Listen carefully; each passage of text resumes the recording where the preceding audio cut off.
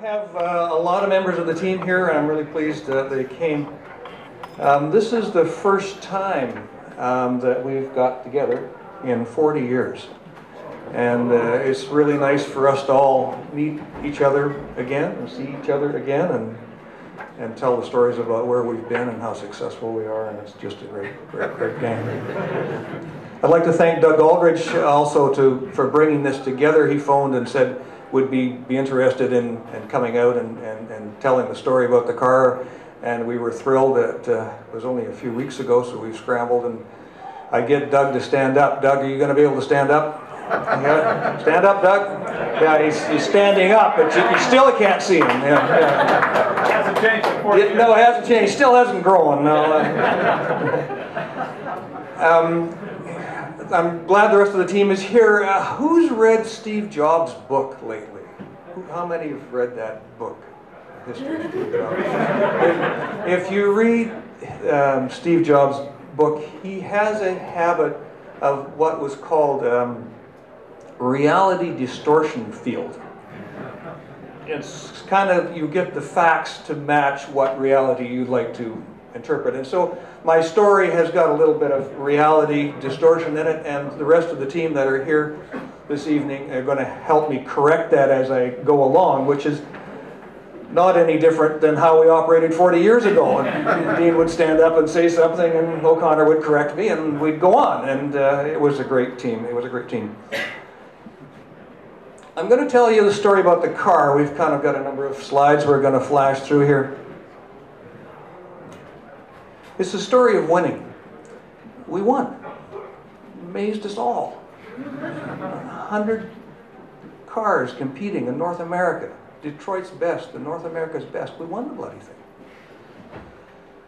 But the story, when you look at this, is more than that. We did more than just win. We learned how to work together as a team, and that was really, really interesting. And we've left the competition, and we've gone on with our life, and that working together as a team, having fun doing it, which we did, has stayed with us, and it's been tremendous, and everybody in the team has been tremendously successful, and it's been wonderful. So anyway, we're going to flash through some slides here. This is the first one. Have I got a clicker here? Yeah. On the top one, I click? To the right. There you go. Old guys, you know. This is a picture of the team. Hans gave a number of names. There was much more than that. And we had a total of about 150 students actually participate in building the car and making this whole thing happen. Some came in for longer and shorter periods. It was a huge team. This is just a very small group. This is how this thing started. I just wanted to spend just a few minutes and tell you about how the thing started.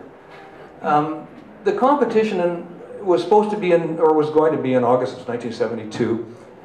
And in 1971, the Dean of Engineering came to me, and I was part of the SAE group, and he said, there's a competition, would you like to participate?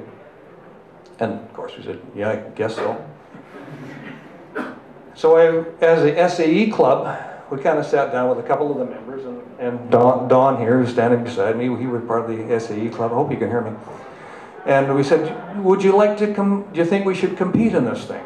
And of course we had no money, no design. It was a year and a half away. We didn't think we could do it.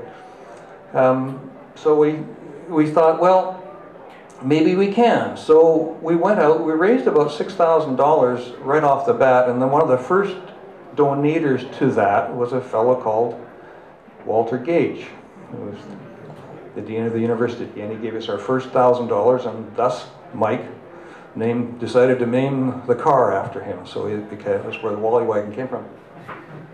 So there we were, $6,000, had a very rough idea what this thing was supposed to look like, but no idea how we were going to build a car in a year and a half. So we put this notice on the board in engineering, and it basically says, okay, we've got an idea of what we want to do. We've got a little bit of money. We've got we're going to compete in this thing. If anybody wants to kind of help the team, show up. So we held a meeting in one of the rooms, and we had 150 engineers show up. And so the question is, how do you manage to build a car like this with students in a year and a half with 150 students, none of them tradesmen? So here's Don and I. This is what we used to look like. We had lots of hair, I'll tell you. So that was the first concept drawing that we did back in '71. And like I said, we had 150 students all get together, and so we decided what we were going to do is we're going to have to break this into segments. So we figured we're going to have an engine team, a powertrain team, we're going to have somebody look after the body, somebody look after the frame, somebody look after the ignition, and fundraising and promotion. And so we broke the thing down into teams like that, and we all went off in our various directions. Don coordinated the whole thing. Mike, sitting here, did the engine. Jerry did the electronics, and everybody went in their various directions. I've got some of the names up there, but it changed. The body that we built was done by a fellow called Ken Biss, who was in civil. He's not here today, he's in Salmon Arm. But we had no idea what he was going to do. We had this sketch, but he did. Yeah, good thing he did. He would. So wonderful, wonderful fellow. So this is how he started. We got a little shed in the university, and he started putting things on the board. And pretty soon we had a mold. Notice the hair. So, and one of the features of this car, which of course is parked outside, is a beautiful, beautiful design, and the body was spectacular, and Ken did that pretty well all by himself. Don, certainly a major contributor. So, just a tremendous guy. The frame, Dave Stasic. The best picture we could find. Yeah. It was his best angle. Yeah, one of the better parts. We had one of the students who knew how to weld. And so he welded it, and we started putting it together. You can see an LNG tank in the back. We bought a Fiat 128, ripped the engine out of it. Donated. There you go. We tore it apart, put the engine in it, turned it into natural gas. This is the engine. We had a natural gas LNG engine on the dyno. Now this guy here, stand up, Mike. Come on. There you go. Now Mike went on in his career to invent the Boeing 747. I think that's what you did next, but a tremendous guy and made the engine work, and just a tremendous part of the team. And that's the only picture we have with a faculty member participating. So that's Terry Adams bending over in the back. And basically he wouldn't let anybody touch his equipment. So that's the one time he came out to help. He actually served another purpose at the end of the competition. It was in his room that we partied after we did. I think he bought the beer. Yeah. Jerry Lim. Stand up, Jerry. And Chuck Nichols. Chuck Nichols. Oh, we better not clap. We'll be here all bloody night. Yeah. Jerry's got. Do you want me to tell the story, Jerry? Well, which one? We had the idea of building an electronic ignition, and don't forget, this was 40 years ago. So electronic ignition, photocell, help correct me if I get this thing wrong. So Jerry built this ignition that tripped with a light. No, the mechanicals. I knew I was going to get it wrong, but anyway. They put a clear plastic cover over the top. There you go. Let me say, If you can speak, what we did. so they can hear you in the other room. Okay.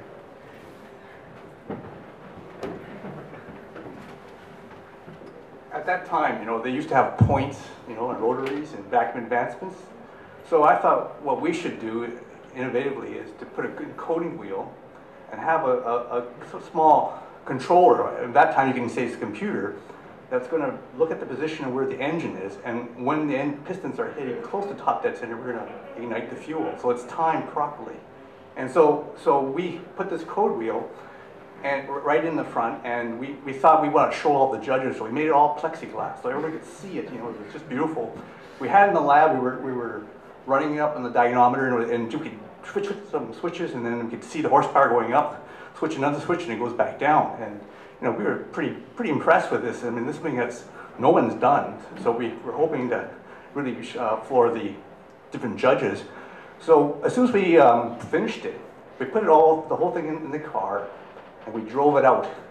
And as soon as we drove it, we noticed that the engine just died. And we couldn't figure that out. So we brought it back in, rechecked everything. Everything's right. Took it back out, it died again. And I think, according to Chuck, Doug Aldridge said, maybe it's the sunlight.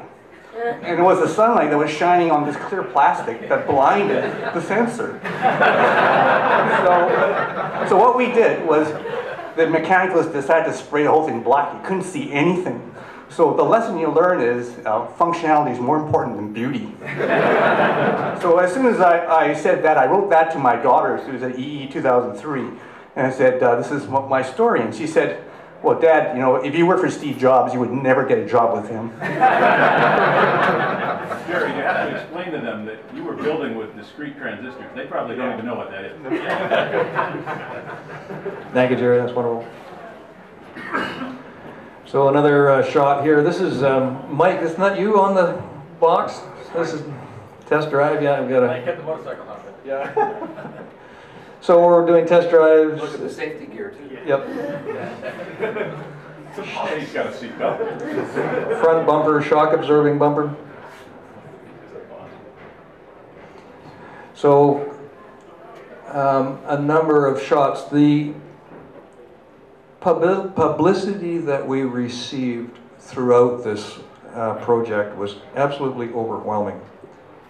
Newspapers picked it up, magazines picked it up, and we promoted the heck out of it. And one of the reasons we promoted the heck out of it is we needed money and we needed donations.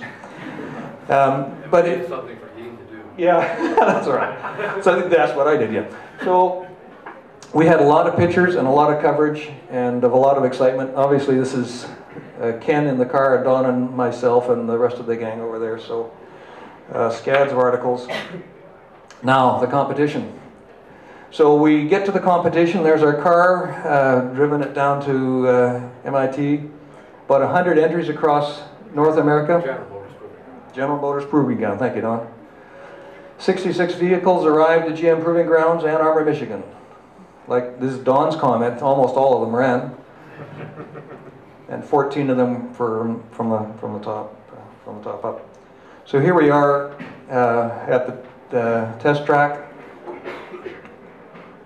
This is, I'm going to show you a picture of a number of the competitors. Don had sent me some pictures of a number of competitors. You get an idea of what's going on here. So this one. You want to run through the competitors? Yeah. So this one was the University of Utah, and it was a very small team made up of one person who wanted a really fast car and figured that this was a way to get somebody else to pay for it. So this was a hydrogen-powered, twin-turbocharged Dodge Charger. And the interesting thing is that this guy's actually gone on to be one of the major proponents of hydrogen as a vehicle fuel over the last 40 years. So he's still out there actively promoting hydrogen. So this is the nimblest. This is the one car that beat us in the handling test. Three-wheel trike, I think from University of Buffalo or upstate New York at Buffalo or something or other. So it didn't do very well in anything else. It couldn't hold garbage or grocery bags or anything, but just beat us in terms of the nimblest and the handling test. And this car is the University of Michigan, so it won an award for the second best styling. And their faculty advisor was David Cole, whose uncle happened to be the president of General Motors at the time. So who knows what sort of support they had. But there's Ken checking it out closely to see how they did it. And then it's always nice to beat other Canadian schools. So you know, they didn't give a prize for the ugliest car. McGill could have won that. So this was fiberglass, but it wasn't done with the mold. It was just sort of hand laid up on top. So it was really pretty rough. And this is Western Washington. So their faculty advisor, I think, was a graduate of UBC, Michael Seal. And I don't think Michael ever got over the fact that he was beaten by a bunch of students from UBC.